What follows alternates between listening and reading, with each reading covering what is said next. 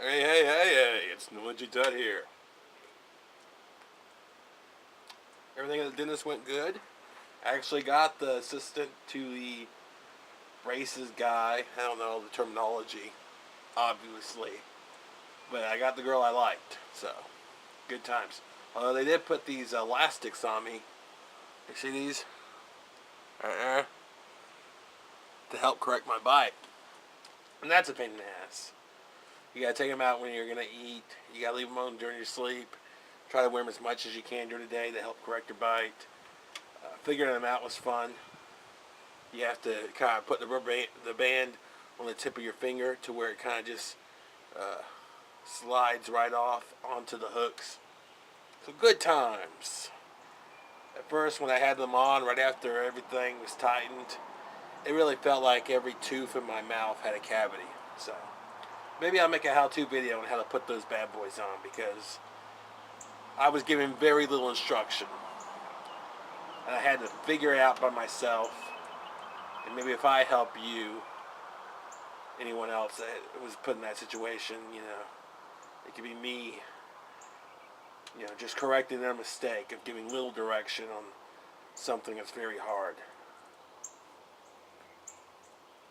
Let's see what we got here. Gotta look at my notes. I want to talk a little about Charles Ramsey. Charles Ramsey is the man who helped free 3 women who were locked up in a home. A man named Ariel Castro was raping these women for 10 years and actually had a child with one, which they also rescued. Charles Ramsey has become kind of a meme. He had this one line about, a white girl's in trouble if she come and hugging on a black man. And it's funny. It's hilarious. He seems like a great human being. I really wish McDonald's runs with him and gives him some ads or something he could be in, because he would make good commercials for him. He has mentioned them both on the 911 call and in an interview by the local news. So I mean, he's really giving them enough endorsements for free. They really should pony up and have him get paid for that. And they want to be associated with someone who's as charismatic as him, but also a person of the people and a hero at that. I wanted to make sure people are still talking about him far after removed from his actions, because it seems like the Antonio Dobson thing, where he did that little rap. They auto tuned his voice and made it sound like he was rapping, and gave him a lot of airplay for that.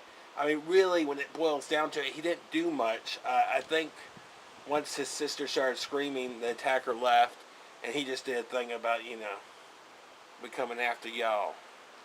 And it was great. I loved it. But I would hate for someone who actually did something like Charles Ramsey to not get as much 15 minutes as Dobson, who I like too. Don't get me wrong. But Ramsey deserves so much more.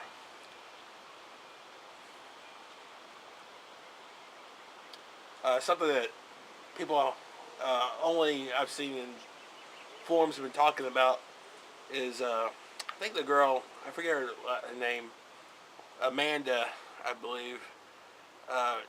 Her mother went on Montel and had psychic Sylvia Browne tell her that her daughter was dead.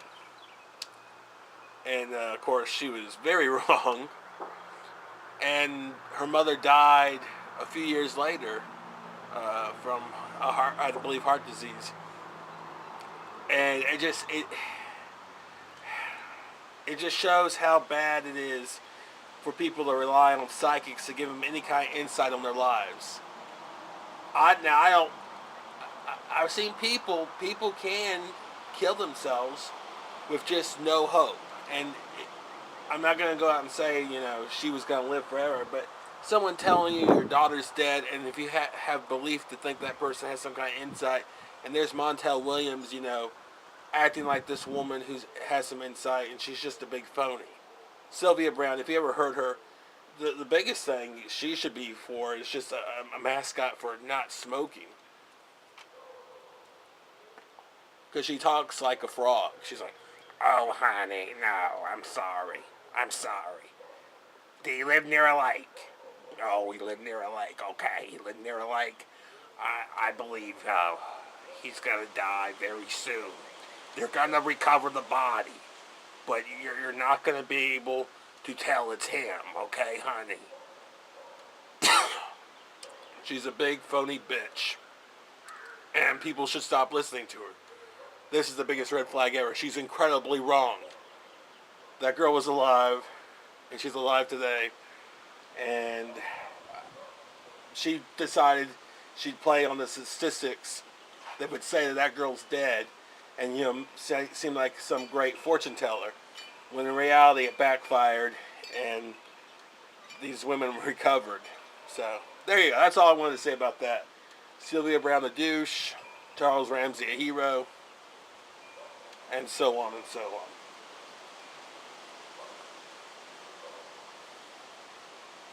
Oh, that ties in actually to my tweet of the week. Um, they were kind of bragging on the news, and my tweet was simple. It was like, the news is bragging about Ariel Castro's bond being set at $8 million, and I said his bond should be set at one severed dick. So yeah, that's what you're missing on Twitter, people. That's my tweet of the week. Damn straight. Mm-hmm. A lot of cancellations of TV shows this week. Kind of sad. A lot of people are angry. I actually felt bad for 1600 Pin, because they actually were picking up steam before they got leveled off. And I really felt sorry for Go On, because it seemed like the Chandler character found a nice place to nest at for a while with that show. And it had a really interesting ensemble cast that they could really go for different kinds of laughs. So, yeah, that kind of sucked. Community lives on. Yay, I guess. A lot of people saying they don't like this fourth season as much as the previous. The minus Dan Harmon effect.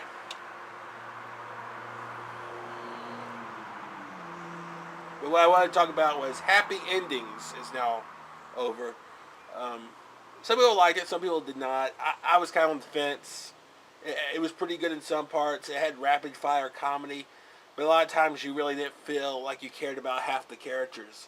And I did this game when I was a little kid, and well, not a little kid. I was actually also a grown up.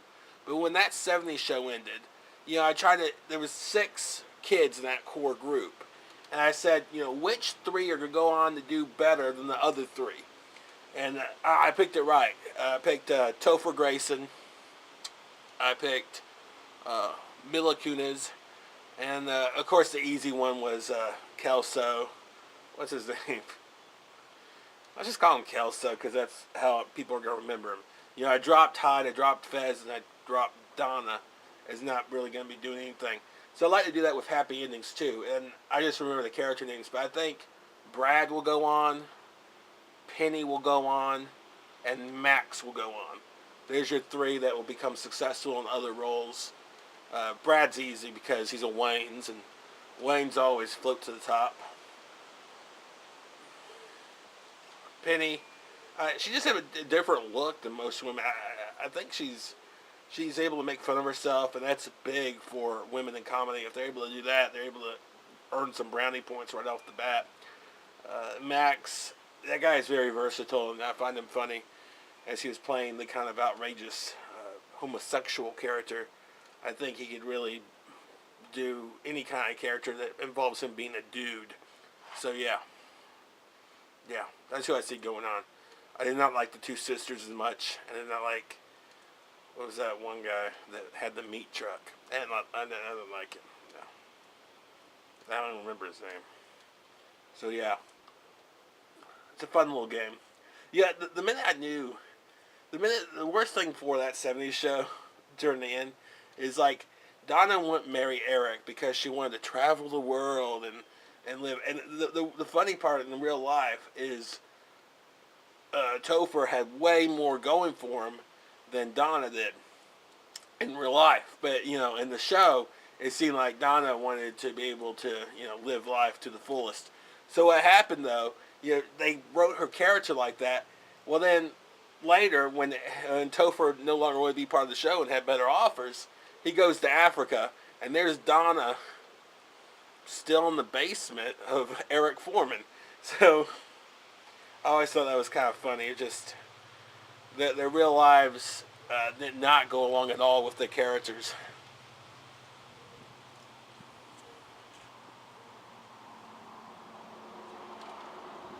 So yeah, take that fictional character. I have nothing wrong with her. I think she's a good actress and she can do other things, but she's picked some bad roles. I believe she played Chelsea Handler. That's just shit. That's not in her wheelhouse. That's not where she should have tried.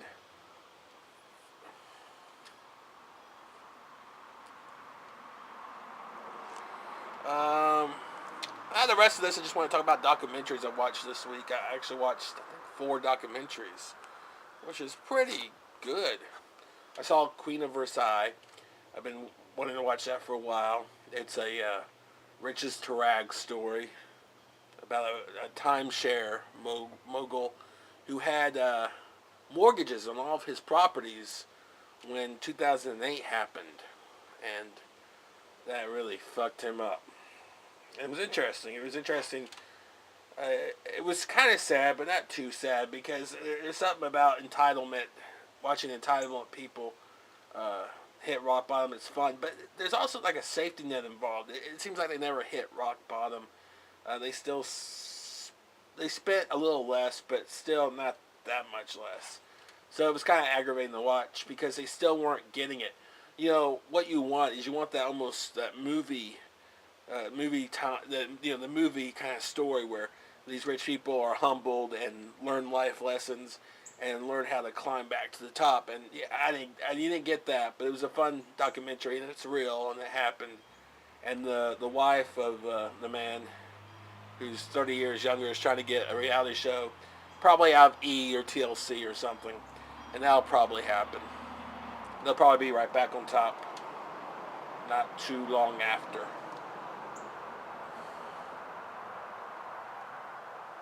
So yeah, definitely check it out. I get a recommendation. It's not a must see, but it's some fun entertainment. The Queen of Versailles. Yeah. What else?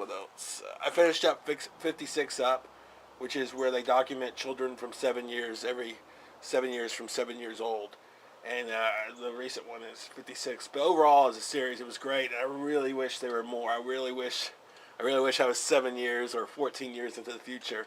I believe the filmmaker, he hopes to live to be 90 so he could capture them at 70. I don't know if he's calling it quits after then, but I'm guessing, Mother Nature will have more to do with that than his decision. 90 is kind of a hefty goal, so I'd love to see him make it. That'd be beautiful. Or at least he could groom someone to take over. It's an interesting just documentary on life. And one thing that's really sad is I've seen in a couple of the boys is they peaked at 7 years old. They were the most happiest in life and the most entertaining at 7 years old.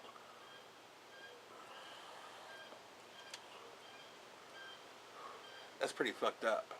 That's pretty sad. I mean, God. If you were 7 years old, it's all downhill from there. And a lot of the girls peaked early. I felt like 14. Most of the girls seemed the happiest. The three girls they taped together seemed like life was going the best for them at 14. I don't know. Maybe I'm crazy with that comment. At least two of them. At least two of them that seemed like the happiest, but maybe they'll tell you otherwise. I don't know. And it's amazing how some kids were not interesting at all at 7 or 14, but really impressed me at like 21. I was like, wow. These guys have come around. I'll name names. Let's see. I think it's Nick and Paul. Nick and Paul at 21 were so much more amazing than they were during their childhood on that whole series. Nick did a whole 360. I mean, he went from, was it 360 all the way around? 190.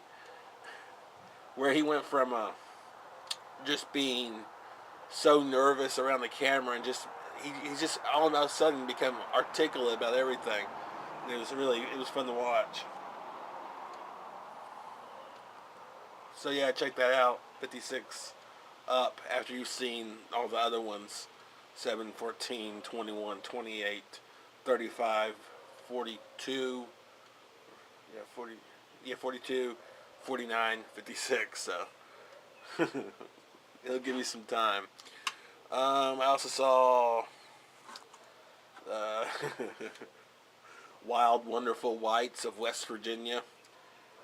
It's these people that have a bad name in uh, in one county in West Virginia, and it's kind of sad.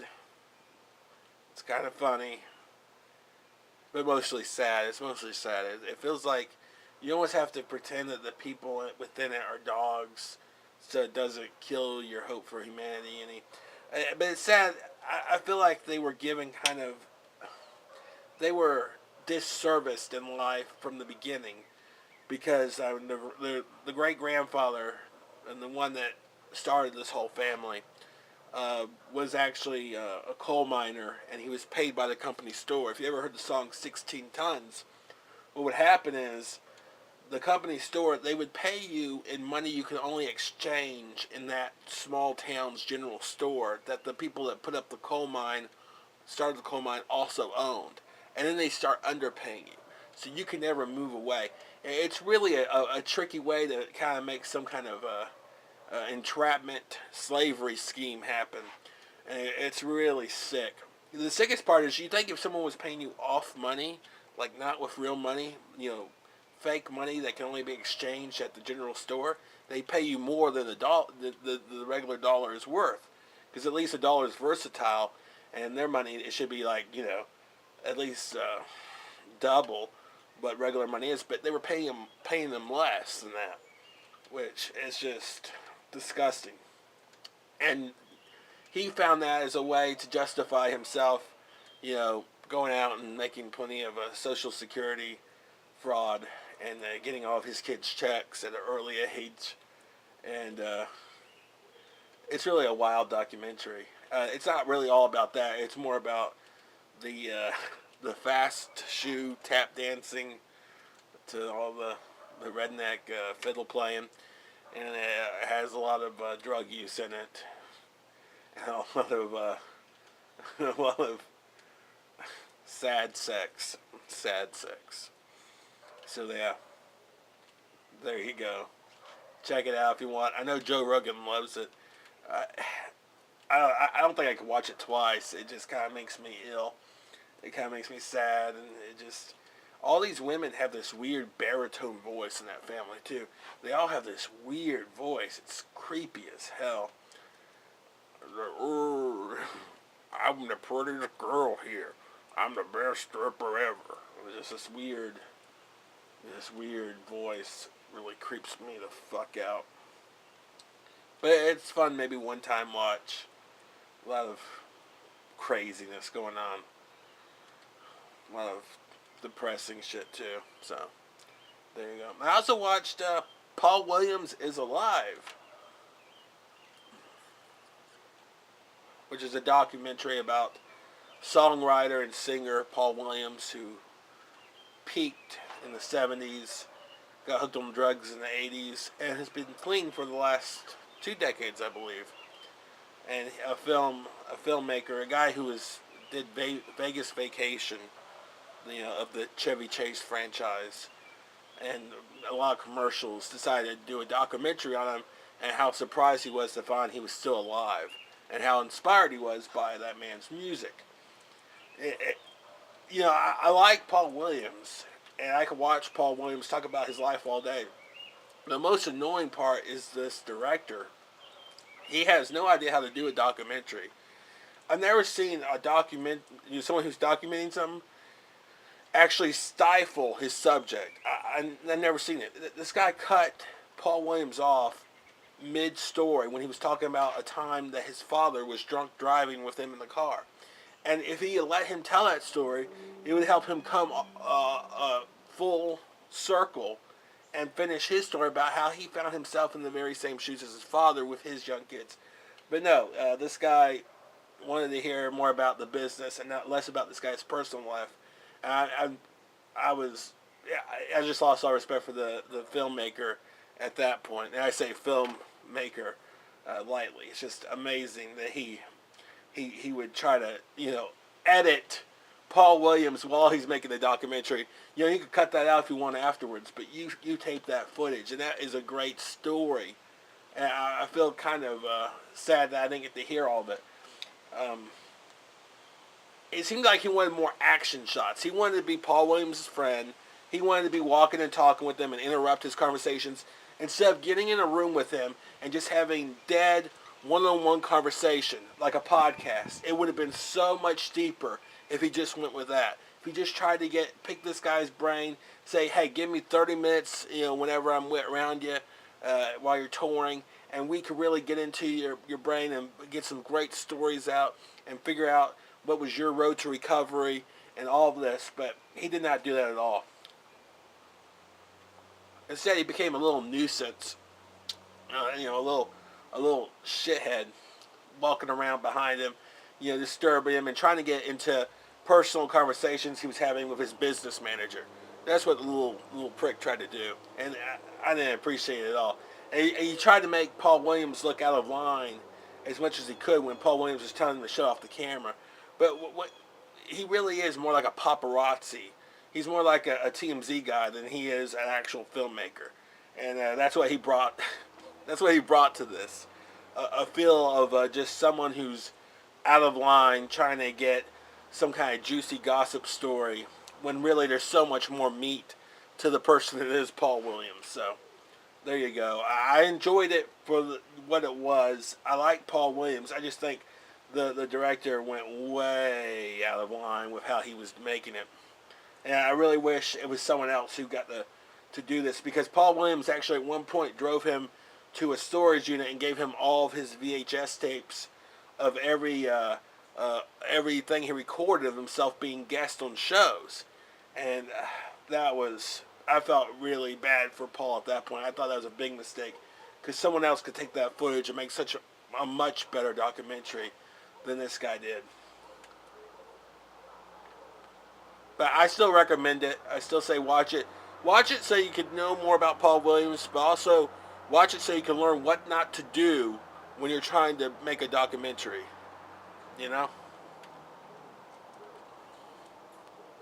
Lots of lessons there, if you will. That's all I got for this week. Goodbye, my rainbow connections.